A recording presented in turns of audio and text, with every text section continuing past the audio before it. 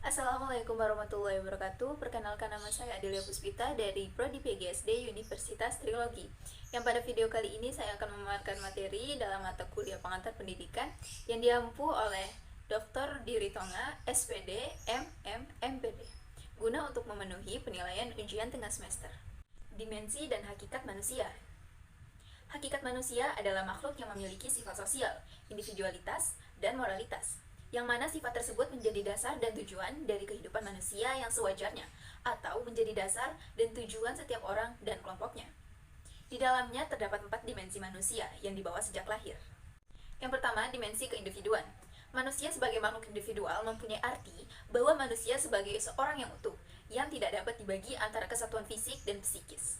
Yang kedua, dimensi kesosialan merupakan dimensi yang didasarkan pada tiap-tiap individu yang diharapkan dapat bersosialisasi dengan lingkungannya dan menjalin komunikasi yang baik, di mana dalam kehidupan sehari-harinya tidak menyebabkan perpecahan antara satu dengan yang lainnya, sehingga terciptalah masyarakat yang rukun, aman, dan tentram.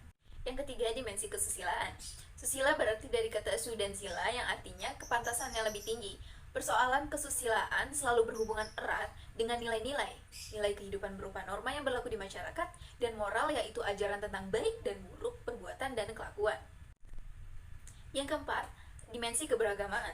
Pada hakikatnya manusia adalah makhluk religius. Beragama merupakan kebutuhan manusia karena manusia adalah makhluk yang lemah, sehingga memerlukan tempat bersandar. Manusia sebagai makhluk beragama mempunyai kemampuan menghayati pengalaman diri dan dunianya sesuai dengan keyakinannya masing-masing. Manfaat dari mempelajari hakikat manusia itu yang pertama, memahami bahwa dari kitab suci kita bisa mengetahui bahwa manusia adalah makhluk ciptaan Tuhan yang mempunyai keistimewaan, yakni dihadiahi akal dan pikiran.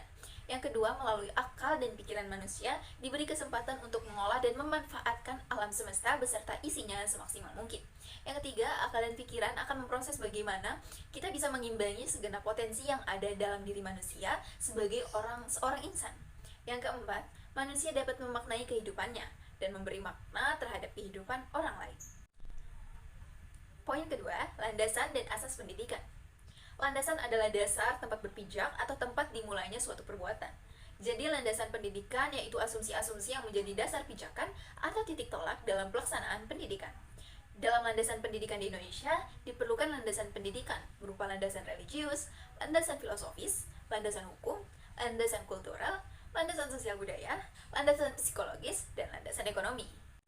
Asas pendidikan merupakan suatu kebenaran yang menjadi dasar atau tumpuan berpikir, baik pada tahap perancangan maupun pelaksanaan pendidikan. Yang pertama, asas Tuturi Handayani. Sebagai asas pertama, Tuturi Handayani merupakan inti dari sistem amung perguruan. Asas yang dikumandangkan oleh Ki Hajar Dewantara ini kemudian dikembangkan oleh Dr. Andes RMP Sostrokartono, yang kini ketiga semboyanina tersebut telah menyatu dan menjadi suatu kesatuan asas, yaitu Ing Harso Sumtulodo, Ing Madyo Mongon Korso, Tuturi Handayani. Yang kedua, asas belajar sepanjang hayat. Asas belajar sepanjang hayat atau lifelong learning merupakan sudut pandang dari sisi terhadap pendidikan seumur hidup atau long life education. Kurikulum yang dapat dirancang dan diimplementasikan dengan memperhatikan dua dimensi, yaitu dimensi vertikal dan horizontal. Yang ketiga, asas kemandirian dalam belajar. Perwujudan asas kemandirian dalam belajar akan menempatkan guru dalam peran utama sebagai fasilitator dan motivator. Salah satu pendekatan yang memberikan peluang dalam melatih kemandirian belajar peserta didik adalah sistem CBSA atau cara belajar siswa aktif. Perkiraan dan antisipasi masyarakat di masa depan. Pendidikan adalah usaha sadar untuk menyiapkan peserta didik melalui kegiatan bimbingan, pengajaran, dan latihan bagi peranannya di masa depan. Pendidikan berperan penting dalam menjamin perkembangan dan kelangsungan kehidupan bangsa yang bersangkutan, karena akan berdampak pada kebudayaan yang diwariskan dan dipelihara oleh setiap generasi bangsa.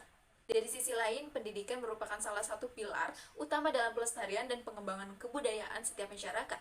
Kajian masyarakat masa depan itu semakin penting jika diingat bahwa pendidikan selalu merupakan penyiapan peserta didik bagi peranan di masa yang akan datang. Dengan demikian, pendidikan seharusnya selalu mengantisipasi keadaan masyarakat masa depan. Perubahan keadaan masyarakat masa depan yang berlangsung dengan cepat mempunyai beberapa karakteristik umum yang dapat dijadikan petunjuk sebagai ciri masyarakat di masa depan. Dengan perkembangan yang semakin meningkat di masa depan, pengembangan pendidikan dalam masyarakat yang sedang berubah dengan cepat haruslah dilakukan secara menyeluruh, dengan pendekatan sistematis dan sistematik. Penggarapan pembaruan pendidikan harus menyeluruh, mulai dari lapisan sistem atau nasional, lapisan institusional, sampai lapisan individual. Keberhasilan pengembangan pendidikan tersebut tergantung pada keserasian penggarapan ketiga lapisan itu. Tidak cukup hanya pada tingkatan pengambilan keputusan, misalkan dengan keputusan menteri, tetapi harus secara serentak dengan penyiapan kelembagaan dan ketenagaan. Nah, bagaimana peran guru di dalam hal ini? Yang pertama, mengembangkan kehidupan siswa sebagai pribadi sekurang-kurangnya mencakup upaya untuk memperkuat dasar keimanan dan ketakwaan, membiasakan untuk berperilaku baik, kemudian memberikan pengetahuan dan keterampilan dasar. Yang B, mengembangkan kehidupan peserta didik sebagai anggota masyarakat sekurang-kurangnya mencakup upaya untuk memperkuat kesadaran hidup beragama dalam masyarakat, menumbuhkan rasa tanggung jawab dalam masyarakat, memberikan pengetahuan dan keterampilan dasar yang diperlukan untuk berperan dalam kehidupan masyarakat. Yang C, mengembangkan kehidupan peserta didik sebagai warga negara sekurang-kurangnya mencakup untuk mengembangkan perhatian dan pengetahuan tentang hak dan kewajiban sebagai warga negara Republik Indonesia.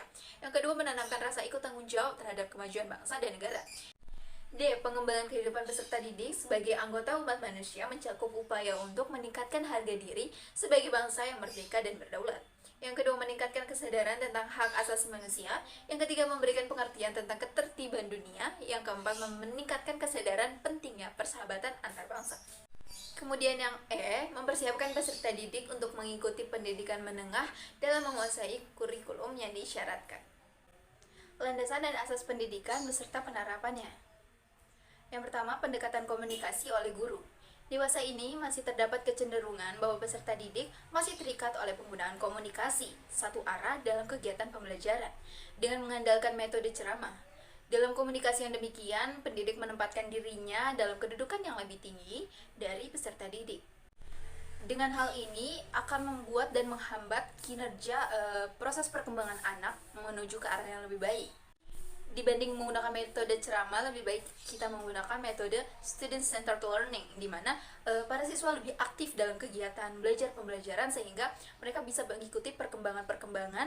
Selain bisa mengikuti perkembangan dan bisa beradaptasi dengan perubahan lingkungannya, mereka juga akan membentuk pribadi yang lebih mandiri serta dapat bersosialisasi dengan lingkungannya secara lebih baik. Sebagaimana dikemukakan pada bagian terdahulu, kemajuan ilmu dan teknologi yang amat pesat menuntut orang untuk belajar secara terus-menerus sepanjang hayatnya. Sehubungan dengan hal itu, tujuan belajar yang learning to know dan learning to do saja ternyata belum cukup. Oleh karena itu, kemajuan teknologi terutama kemajuan transportasi dan komunikasi membuat dunia semakin sempit, sehingga intensitas interaksi antar manusia semakin tinggi tanpa dibatasi oleh perbedaan suku, ras, asal-usul. Dan sehubungan dengan itu, tujuan belajar juga sudah harus diperluas dengan menambahkan learning to live together. Selanjutnya, akibat kemajuan ilmu dan teknologi yang berimplikasi pada perubahan lapangan pekerjaan mengakibatkan apa yang dipelajari hari ini belum tentu sesuai dengan tuntutan lapangan pekerjaan yang berubah pada beberapa tahun berikutnya. Untuk itu, tujuan kegiatan pembelajaran perlu diperluas. Baiklah, sekian pemaparan materi dari saya. Kurang lebihnya mohon maaf. Wassalamualaikum warahmatullahi wabarakatuh.